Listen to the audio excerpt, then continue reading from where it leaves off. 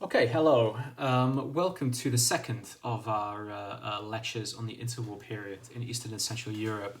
And as I mentioned in the last session, the first lecture was very sort of detailed political discussion and history, and we talked about the many problems that interwar Europe faced. This second session is a little bit different, and this is something that I'm going to be returning to, this kind of teaching, this kind of session. I'm going to be returning to this a few times in the course of the module, so I hope you like it.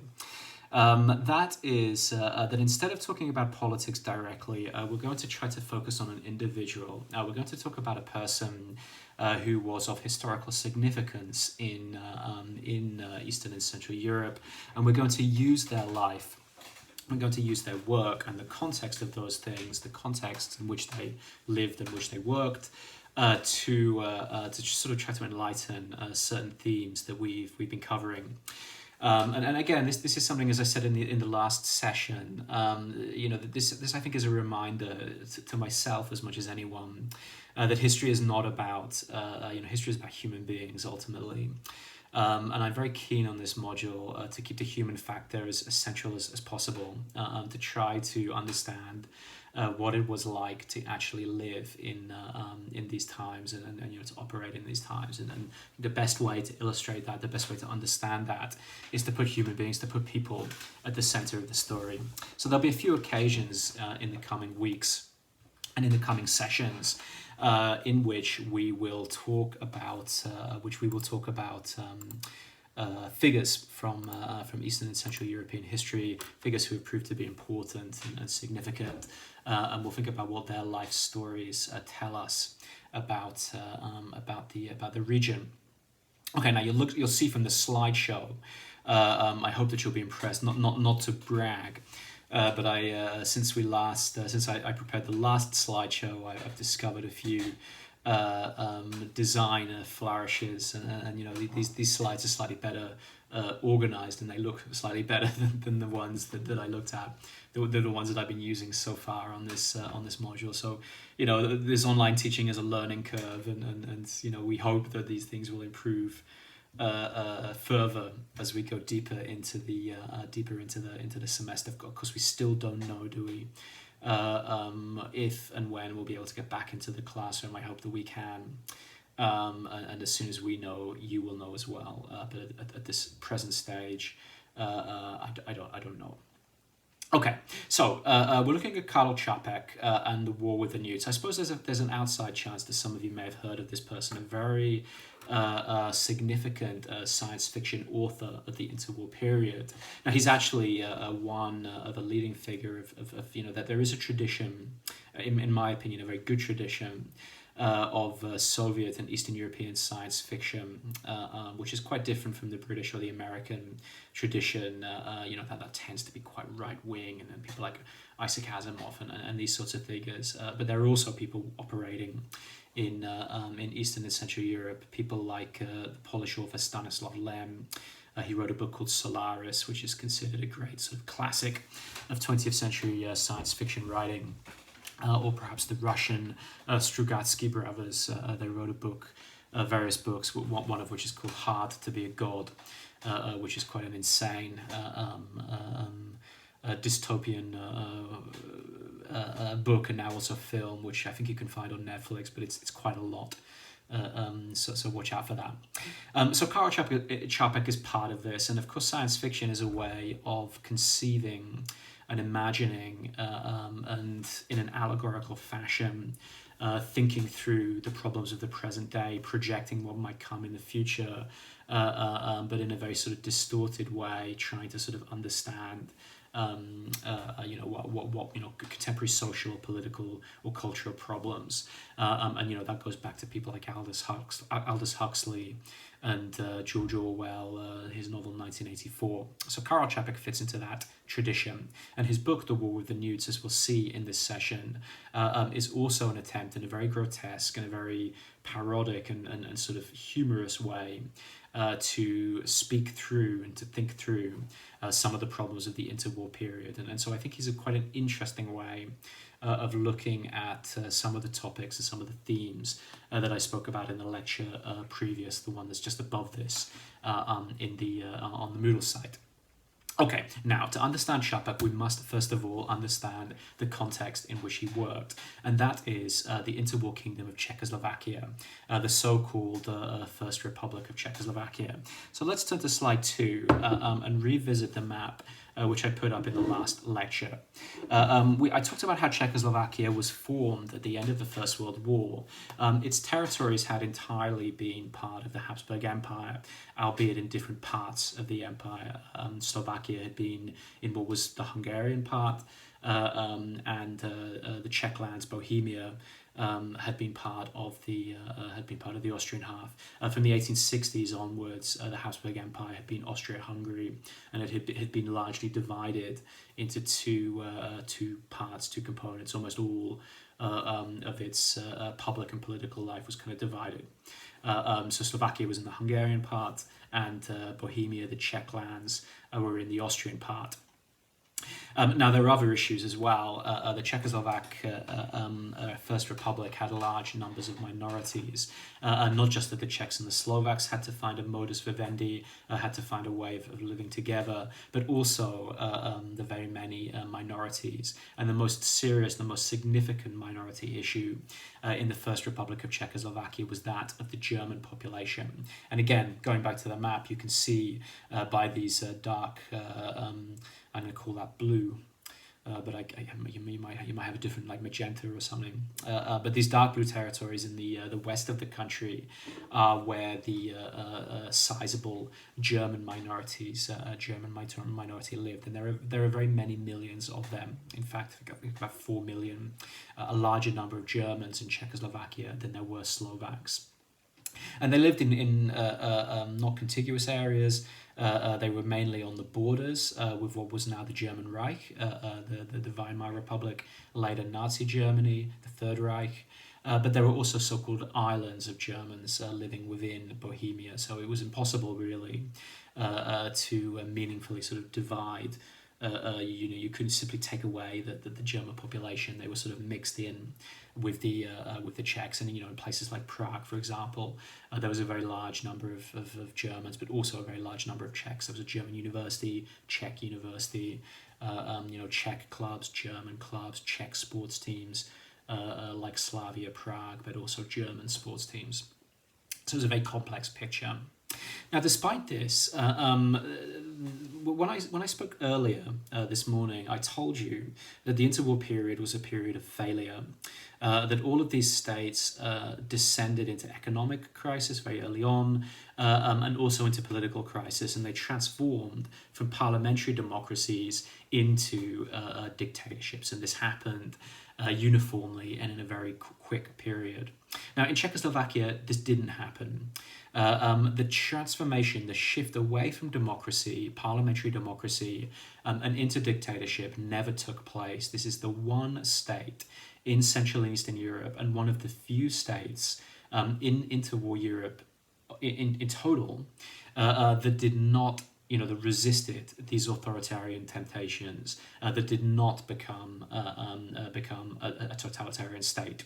Now, interestingly, that means that this interwar period is very often remembered, given all the other things that come afterwards, communism and all of these sorts of things.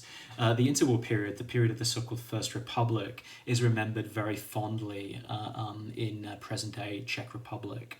The men who ruled the country, the traditions, the culture, which was also very rich.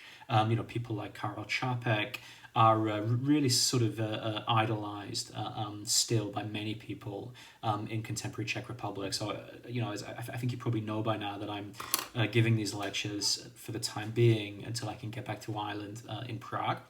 And very close to where I live, there's a very good cafe with good cakes and good coffee. It's called Cafe Schlager. And it's themed as a First Republic cafe. It plays music from the First Republic.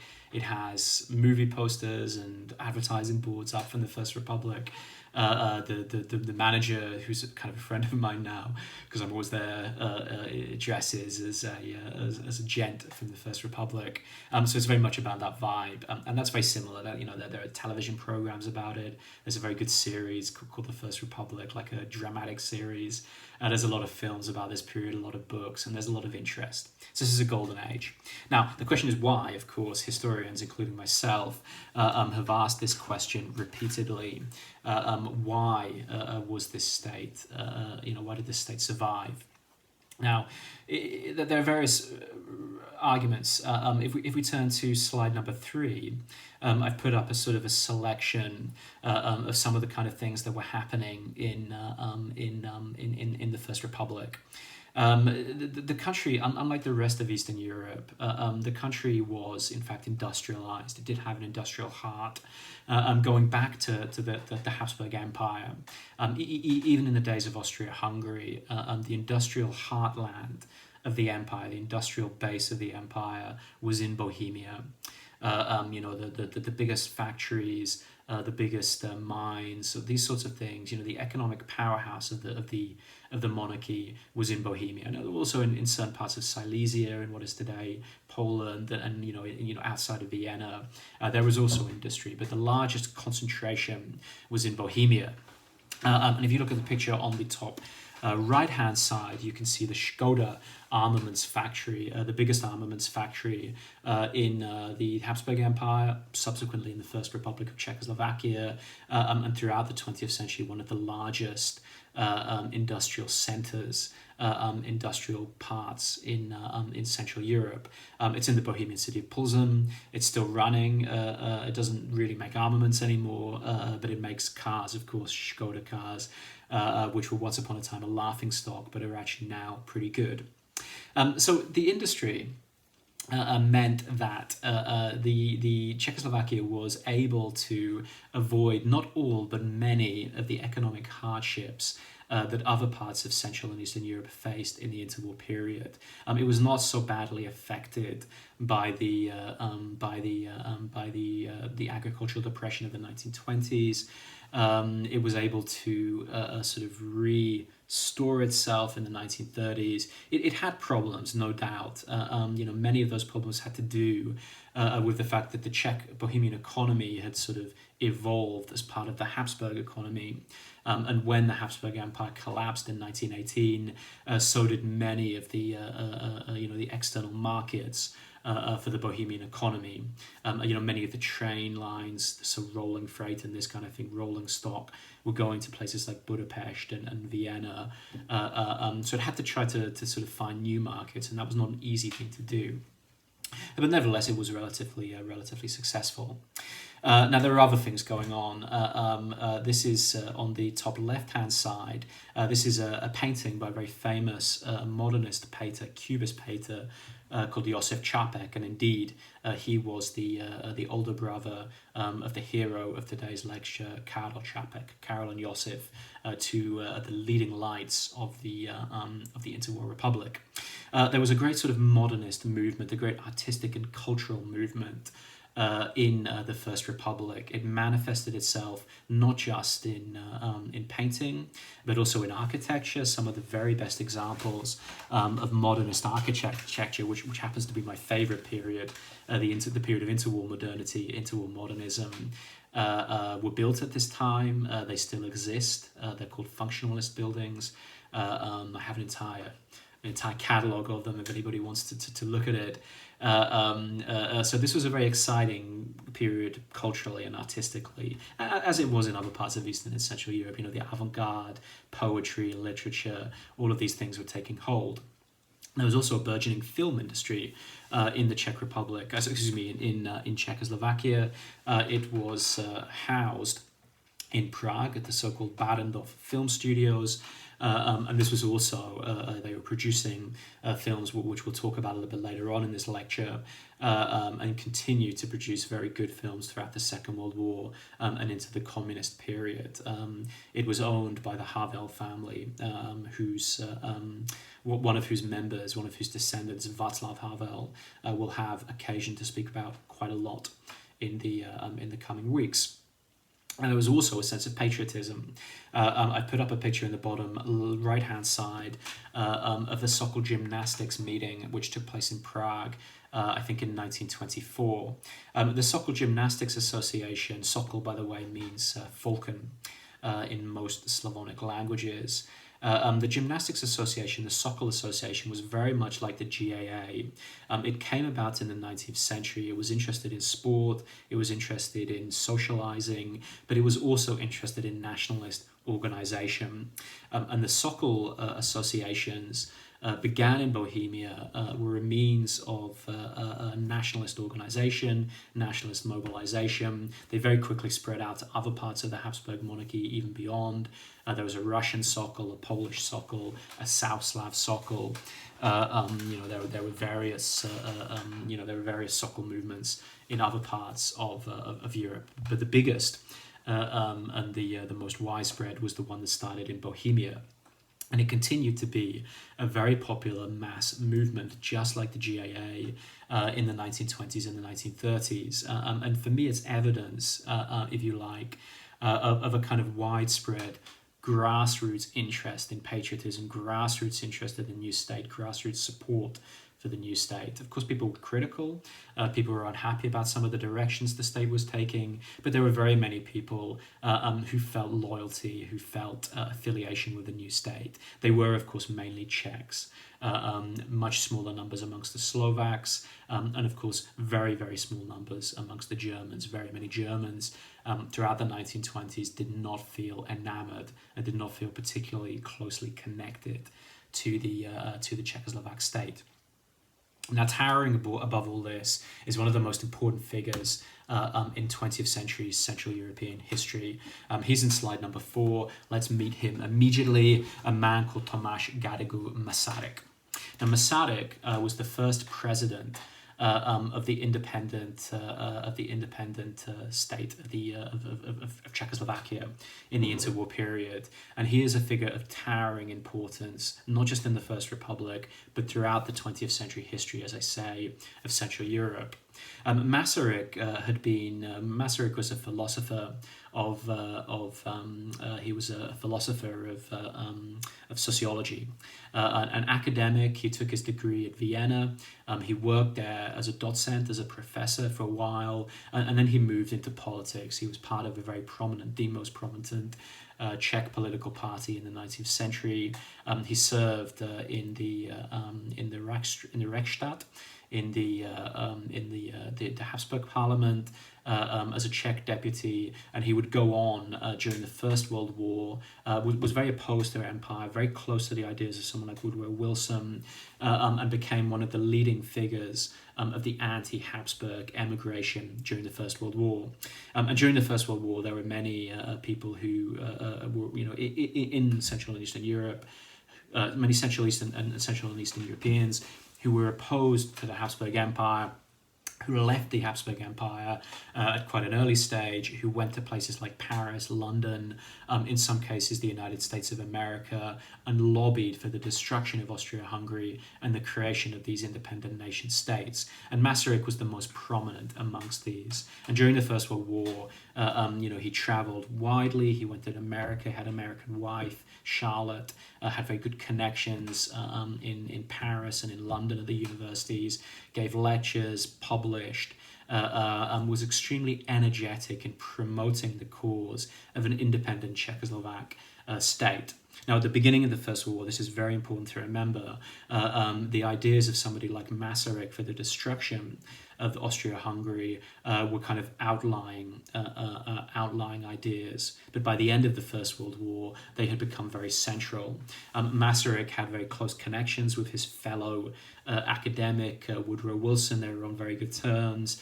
They exchanged a lot of letters, and very many of the ideas, in fact, about how Europe should look at the end of the First World War, very many of Wilson's ideas about national self-determination, about empire, were coming, in fact, from Masaryk. Wilson was not an expert on Central Europe. Masaryk was, and he gave a lot of the information that would become the sort of the settlement at the end of the First World War. There can be very few people in a nation's history who have played such a decisive role in its construction as a man like Masaryk. He's usually but known affectionately, by the way, as TGM, by his three initials, Tomasz Gadagum Masaryk. In fact, I'm just going to put that in the slide now so that you will see it when you look at the slide. Now, Masaryk was a humanist, and I think also this is extremely important. He's not one wearing a military uniform, at least not often. He's unlike those other dictators that we met earlier on. He doesn't come up through the army, although he does have good connections in the army. He comes up through academics, he comes up through philosophy, he comes up through his writing, he comes up through his ideals of humanism, of democracy, of support for intellectuals, and it's really his ideas, these ideas of humanism and democracy, that guide the First Republic in the 1920s and in the 1930s. Masaryk served as president of Czechoslovakia from 1918 until 1935. He was quite elderly at this stage. He retired essentially from public life in 1935, and he died quite soon thereafter in 1937, and was immediately, of course, immortalized in statues and this kind of thing. So it's his personality, his charisma, his political vision, which is one of the driving forces of the early period of the Czechoslovak state, and it is the fact that he is a Democrat, the fact that he is extremely protective of Parliament, of the Constitution, of the democratic ideals upon which the First Republic was founded. I think this is one of the main reasons, one of the big reasons why the Czechoslovak democracy survives throughout the interwar period for as long as it does, up until 1938. Now, as we're historians, we must always think critically about the past, and we must never accept things that we are told at face value. If we turn to slide 5, there is a discussion amongst students and historians of Czechoslovakia, and I must admit that I'm part of this discussion, to challenge the notion that this democracy is as perfect as the myth and as the public profile suggests. There are people who say, well, actually, if we look closely, we see, for example, that democracy does not extend beyond, the Bohemian, the Czech people. If we look at the experiences of the Slovaks, to say nothing of the Germans in the First Republic, we see that these democratic ideals are much more scant. There's a lot of surveillance, almost kind of Stasi levels of surveillance against various groups, communists, fascists, German separatists. Masaryk has tendencies towards, despite his humanist principles, he has tendencies towards autocracy and authoritarianism. There seem to be moments during periods of pivotal crisis where he leans towards collapsing the democracy. So there are areas where these traditions could be questioned and could be challenged. Masaryk was also part of a huge personality cult. This picture that I put up on slide number 5 gives you a sense of the kind of, even within his lifetime, but particularly afterwards, the way that he was almost kind of idolized as this great sort of leader. It looks very much like the subsequent personality cults that were to come under communism in the post 1945 period. There are statues everywhere of Masaryk. There still are today. If you're interested, I have an app where you can go and find these. Find the nearest Masaryk statue to you. The statues. The station is named after him. One of the Prague stations. Every city has every city has a Masaryk street, a Masaryk square. a Masaryk school. The historical institute that the people that I work with quite often is called the Masaryk Institute of History. Masaryk is ubiquitous, and he was in the interwar period as well. There's a very good book by my friend Andrea Ortsov called The Battle for the Castle, The Myth of Czechoslovakia in Europe, which dissects some of these questionable aspects of the first Czechoslovak Republic. But nevertheless, whatever side you take, and it really is a question of interpretation and perspective, it must be said that unlike Romania, unlike Bulgaria, unlike Hungary, unlike Yugoslavia, unlike the Baltic states, Czechoslovak democracy survived right up until it was dismembered by the Nazis in 1938 and 1939. It didn't collapse on its own weight. It survived. It was eventually dismantled by outside forces.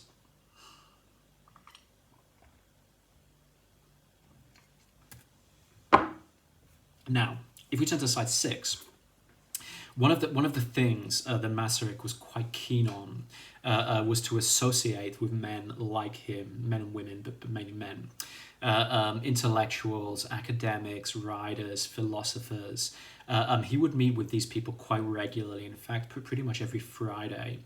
At the castle, he would invite these people over, and they would discuss the problems of the day, international problems, domestic problems, Czechoslovak culture, all of these sorts of things. And Masaryk remained very absorbent right up until his death when he was in his 80s, constantly collecting new publications, constantly corresponding with people across the world. I've worked a little bit in Prague in his library, and I've gone through the Masaryk collections. They're enormous, they're huge, voluminous, and you get a sense of just how many topics this man is interested in.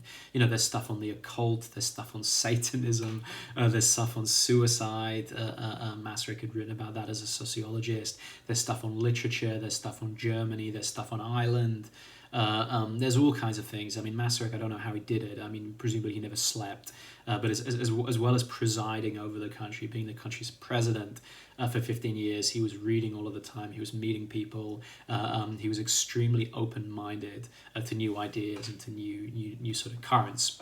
And one of the things he did was met at the castle. The castle is the seat of the presidency then and still today in the Czech Republic. And he would meet with intellectuals, meet with like-minded people, and he would discuss the problems of the day. This usually happened on a Friday, if Masaryk had time, and therefore these men were called pataci, which in Czech means Friday men. Can't really translate this term very well. Now, one of the most prominent Friday men was a man called Karel Čapek. And here's the person who we're interested in talking about today. You can see there is a picture of Masaryk sitting next to Karel Čapek. I think this was taken in 1935, but the two men were extremely close. Now let's talk a little bit about Čapek before we return to his relationship with Masaryk. Čapek is also an incredibly impressive and incredibly interesting figure.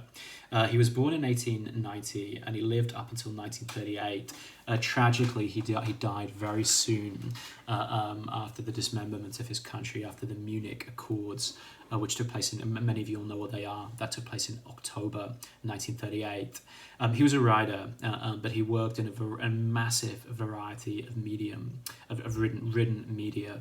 He was a playwright. He wrote very good, very famous plays, amongst the most celebrated plays in 20th century Czech Republic. He wrote a series of essays on all kinds of topics. He was a travel writer before the First World War and after. He traveled to the Netherlands, he traveled to England, he traveled to, I think, Spain. So he wrote a series of travel logs, which are quite amusing and quite witty. And he also wrote novels, he wrote short stories, he wrote children's books, which are still beloved by Czech children to this day. So he wrote voluminously, and he thought about artistic trends, he thought about culture, he thought about international relations, he thought about politics. His body of work, which is huge, and much of which has been translated into English, covers a broad range of Čapek's concerns. Now, it's impossible to sum up all of these, of course, but we could say quite simply that Čapek politically was at the center ground. He called it a radical center. He was liberal-oriented, very well adjusted to the democratic and humanistic culture of Masaryk's First Republic of Czechoslovakia. He fought as a staunchly liberal person, was opposed to fascism, was opposed to communism, was opposed to extreme ideologies of various kinds. Now, I know that in the 21st century, to be a centrist is to be associated with very anodyne, very colorless politics. We all know the sort of derogatory term of being a centrist dad. It is to be sort of skeptical of new political modes, of new political ideas. To be a centrist in the 21st century is very often associated with being somebody who doesn't think politically very much, who doesn't have politics in his bones or her bones, and just thinks in a very sort of middle of the road way. It was not the case in the interwar period. To be the extremists, if you like, in the interwar period were the people who occupied the center ground. They were a minority. Most people were far right. Most people were far left. The center ground in the interwar period was actually very small. And Čapek called this the radical option. He said that actually to be centrist, to be a liberal, to try to find a way through all these extreme ideologies is to be the true radical in the interwar period. These are where the radicals belong. This is a radical idea.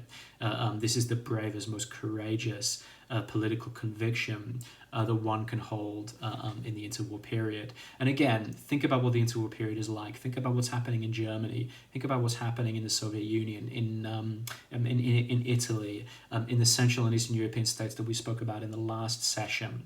The middle ground, the liberal center, is very small. Not many people can stand on this space. And for Čapek, this was the most exciting, this was the most important direction.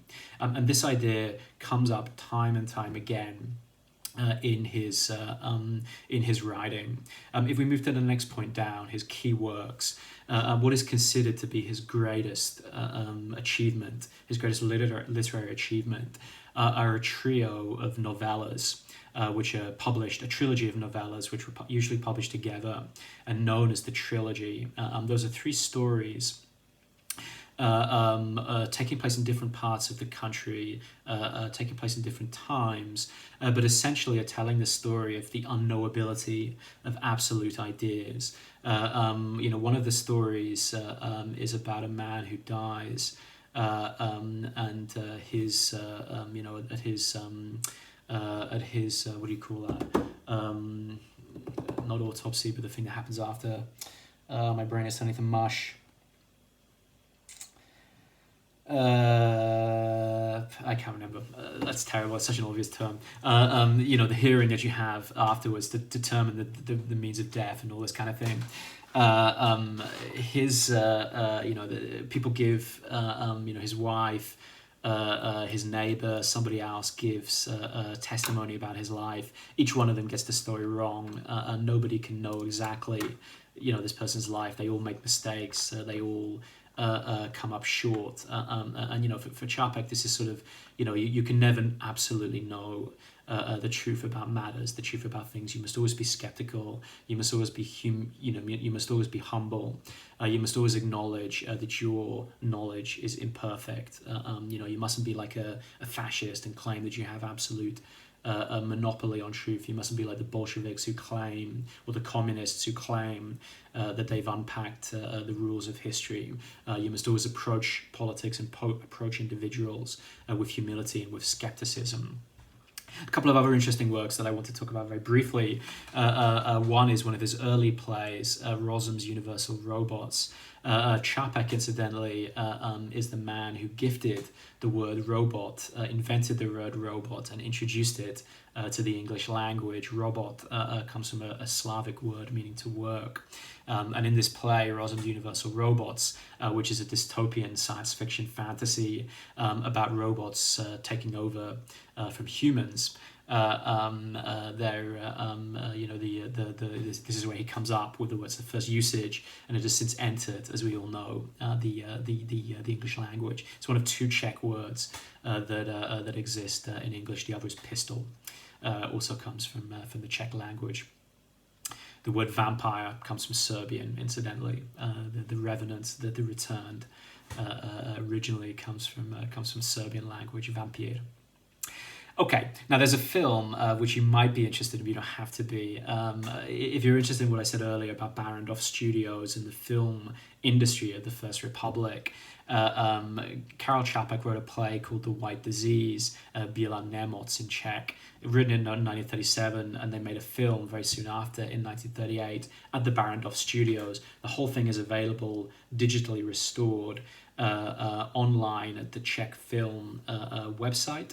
And I put up a YouTube link there. It has subtitles. A few of the films that have been posted do, although most don't, unfortunately. If you're interested, you can watch this film. I like it. It's a classic of Czech cinema, but it is from another time. It is from the interwar period. It's not, it's not the Avengers. It's not, it's not some sort of dazzling special effects movie. But it is very nicely made, very nicely acted by very famous Czech actors. What is particularly interesting about The White Disease? Two things that are interesting. The first is that it deals with a massive pandemic that spreads throughout Europe, and of course we don't need to be reminded of the relevance of that particular topic in 2020 as I deliver this lecture.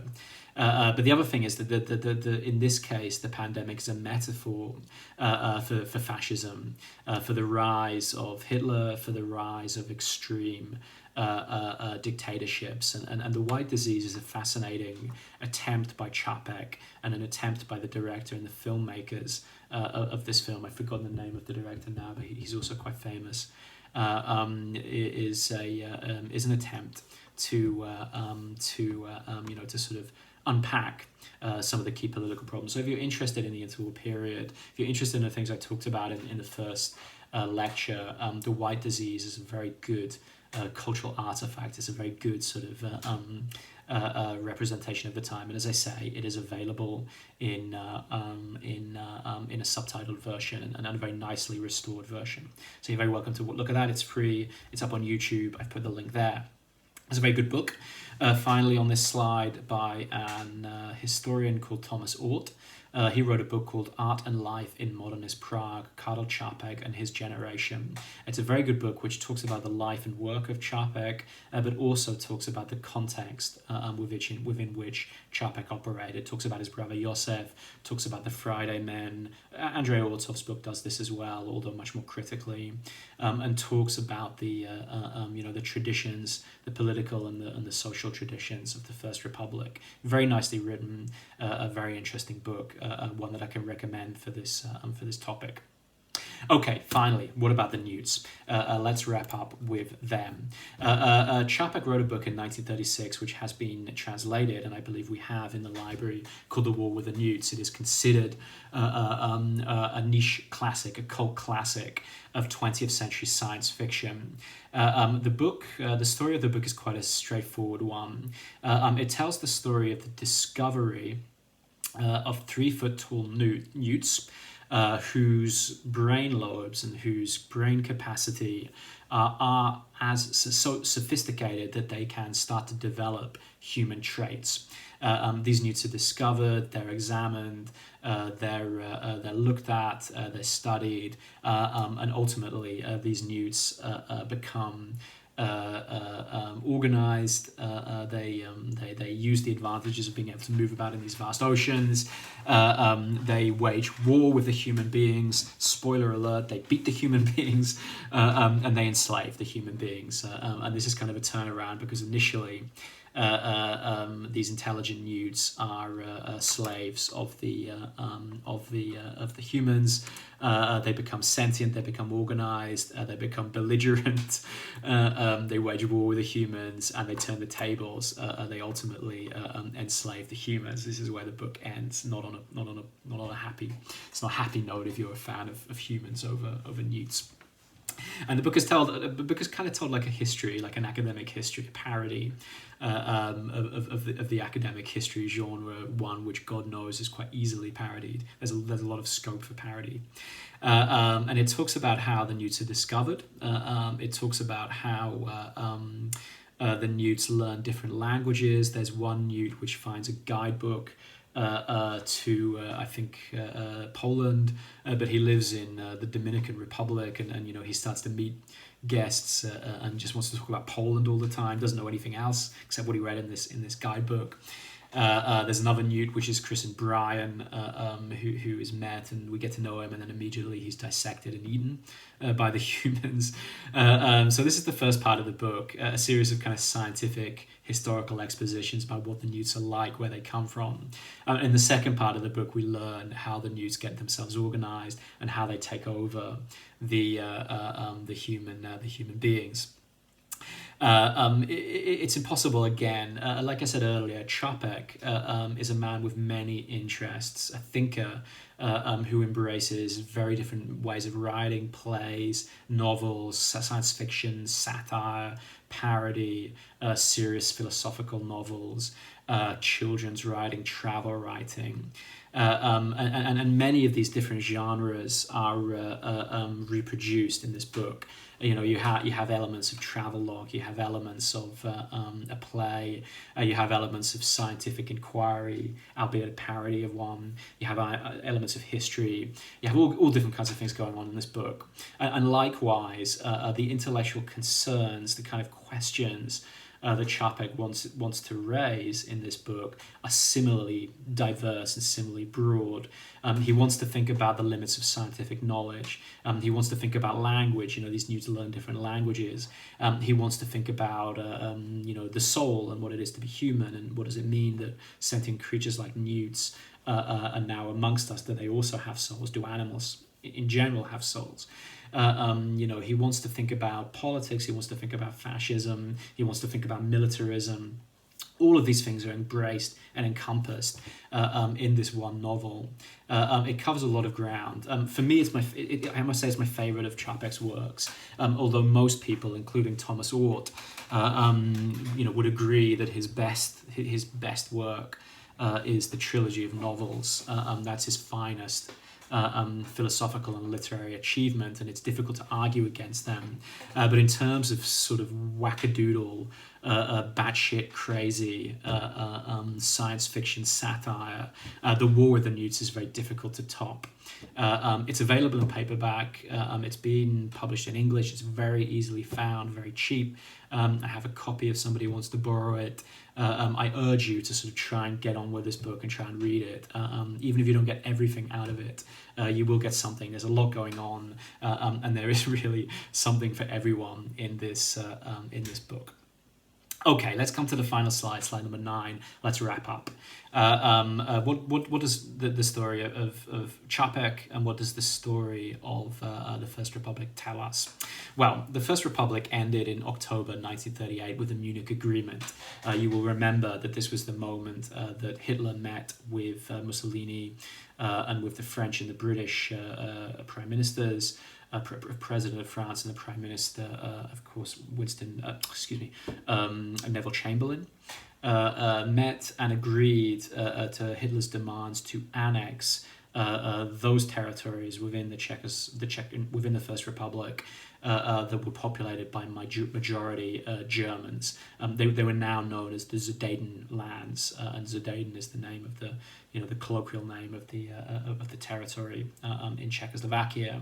That was the end of Czechoslovak democracy, even if not immediately the end of Czechoslovakia. Czechoslovakia lasted a few more months until it was invaded in the spring of 1939. But nevertheless, the Masarykian traditions, democracy, humanism, all of these collapsed virtually overnight, which makes us wonder how strong they were after all. They were replaced by extreme fascism, communism, all of this sort of thing. Čapek did not live very much longer after that. He died on Christmas Day, tragically in 1938. So very soon after the Munich Accord, and there are many people who sort of point out the proximity of these two dates, and will say with a little bit of sentimentalism that Čapek died of a broken heart. Now, interwar Czechoslovakia remains, as I said earlier, a symbol of democracy and of humanism and of cultural achievement.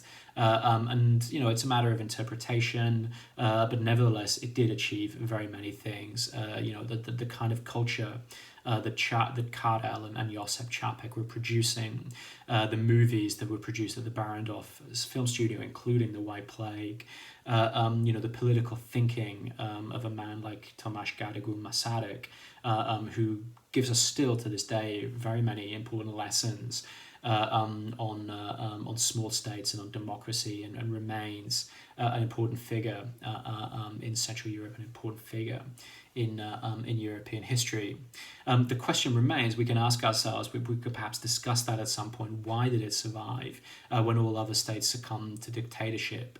What does its survival tell us about the nature of politics, about the nature of these small states in interwar Eastern Europe? What does the fact, the transformations after the Munich Accord tell us? What did the behaviour of the French and the British governments around the time of the Munich Accord tell us about the chances that small states had in these regions?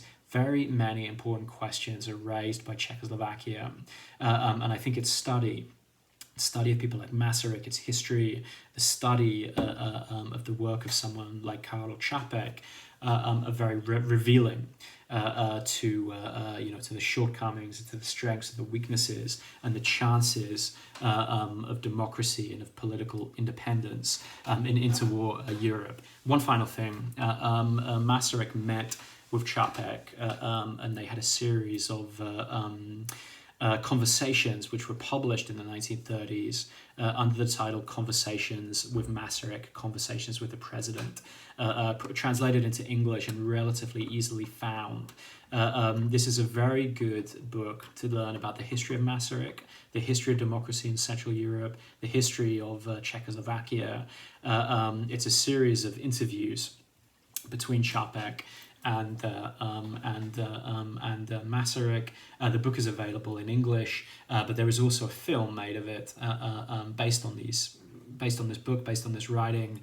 You can discover that on Netflix. At least I have it on my Czech Netflix. You might have to change the VPN, but nevertheless, there's a film, so you can sit down and watch this. I think it lasts about 2 hours. Also, an interesting sort of discussion about the interwar period. Okay, thank you.